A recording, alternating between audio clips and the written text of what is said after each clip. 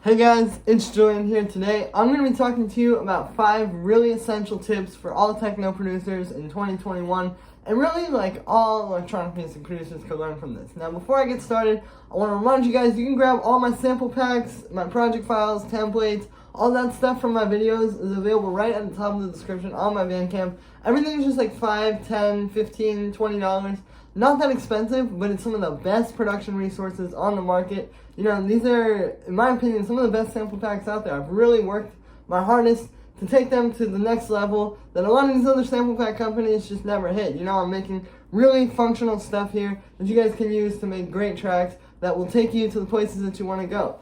So link to all that is at the top of the description. Again, thank you so much for the support, guys. You know, I don't make a whole lot of money off of these YouTube videos. I know they're helping a lot of people. So if I've helped you and you enjoy these videos, definitely go grab some stuff and help keep me going. Like I said, it's all just like $5, $10, not that expensive. But there's great stuff for almost every single genre of electronic music on there. And you're really helping support me so I can keep bringing you guys new videos and new things that aren't out there on the internet already.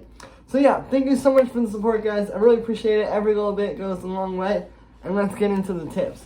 So the first one here is don't be afraid to use sample packs. Now, this might sound like a bit of an ad, but the reason why I'm saying this is because I've seen a lot of people who say like, oh, I could never use a sample pack. I could never sample something from a track. You know, everything, I have to make the sounds myself. I have to program it myself. It has to all be. But it's like, you know, the pros just aren't thinking like that. Like, you'd really be surprised how many just like bare loops from sample packs are actually in tracks that you hear. And you still think that they're awesome. You just don't realize that there's that loop in there. It's like, obviously, yeah, if you just go all, like, you have 8 layers of just loops, then yeah, you're gonna sound like a sample pack. But you can really use them to get a lot of inspiration. And I think a lot of times, you know, you can hear a sample pack loop and it could be really good and it could work really well in your track. And then you could say, oh, well, I can't use the sample pack loop. I have to go and make this myself. And then you try to make it from scratch. And next thing you know, it's been 3 hours. You're lost and you're just kind of stuck because you were so set on not using that sample pack. So, in my opinion, everything that sounds good is valid, you know? And even if you did make a whole track out of sample pack loops, you know, if it sounded good, if it sounded cool, why not? Who cares? Like, put it out. Like, because at the end of the day, I mean, it's just audio. Like, it's not... Like, I think some people are taking it a little bit too seriously, and I think that mindset can be damaging because then you're going to be stuck and you're going to get frustrated with making tracks, you know? Use sample packs. Let them make your tracks sound a little bit better, you know? Because the truth is, like, if you are already making tracks that are really good, the sample pack isn't the thing that's going to make or break your track, you know? It's not going to be, oh, he used this loop. I mean, if you have a really good groove and a really good track, that stands on its own, right? The sample pack is just something that can help get you there, and that's how you need to see it. So that's my first piece of advice. The second piece of advice here is always start with just your kick and your bass, specifically the kick. Now, I see people start tracks in a lot of different ways, you know. Sometimes they start with like a melodic idea, or maybe like a chord progression, or sometimes people have like a percussion loop and then they build around that. And that kind of way of doing it, you will make some tracks, and you will get stuff done. But if you stick to this, where you just have a kick and a bass going, and then you kind of work your way up from there, I think it's going to be a little bit more of a formula, and that's actually going to allow you more creativity, because it's like, okay, like, maybe you come in with, like, a musical idea, like a melody or something like that, but then the first thing you're going to do is just get right on the kick and the bass.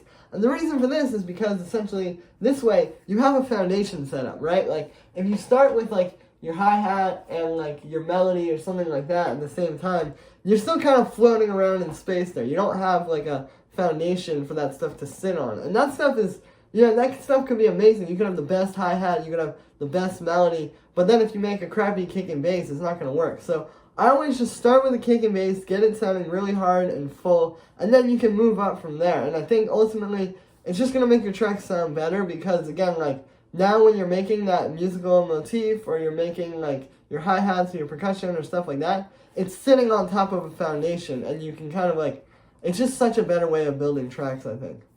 And that kind of moves us to my next tip here, which is after you do the kick and the bass, always move straight up to the hi-hats and the percussion, right? Like, again, it's just kind of following these steps that's going to make it a lot smoother, because now, once you have your kick and bass, then you do your hi-hats, you know, starting with like the most basic, just like the upbeat hi-hat and then put some more in there, then like some background percussion. Now, next thing you know, you have like a track. You have your kick and your bass.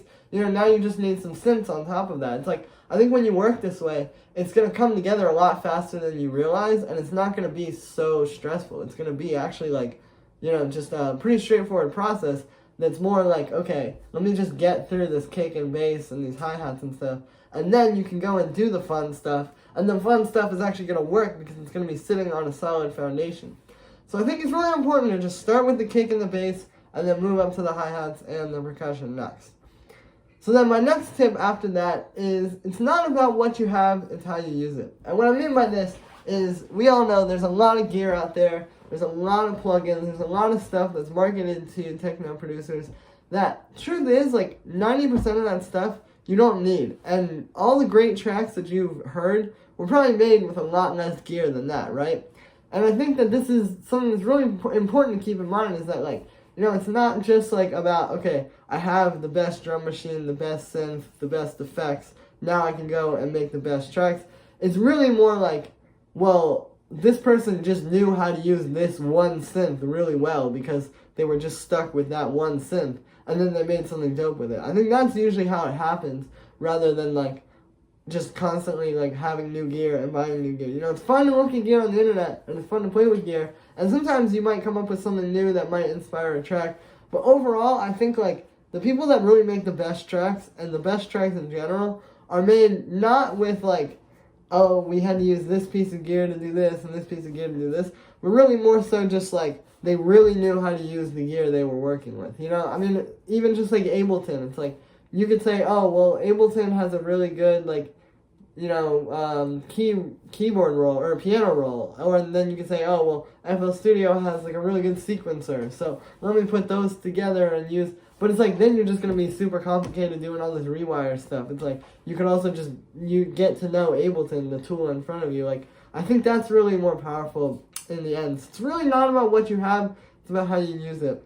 And then my fifth and final tip for you guys today, as techno producers in 2021, is don't focus on Beatport, and specifically the Beatport chart. Now, I'm guilty of this. I definitely put in a pretty good amount of effort to get my records on there. I've tried really hard in the past. I've gotten some success. I've also tried really hard some other times, and it didn't really pan out as well.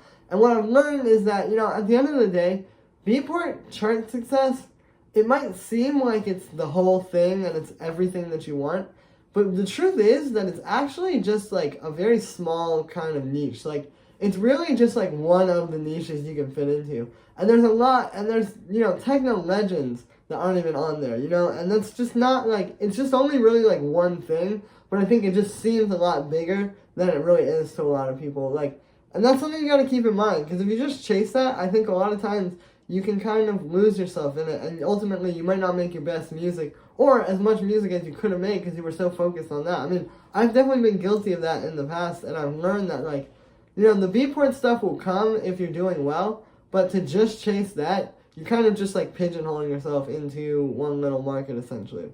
So yeah, that is pretty much all the tips for today. I just wanted to give you guys some different things that I've been thinking about recently that I think is going to be really important for this year, for being a techno producer, to go to the next level and ultimately get your tracks signed, get them out there, and get really big.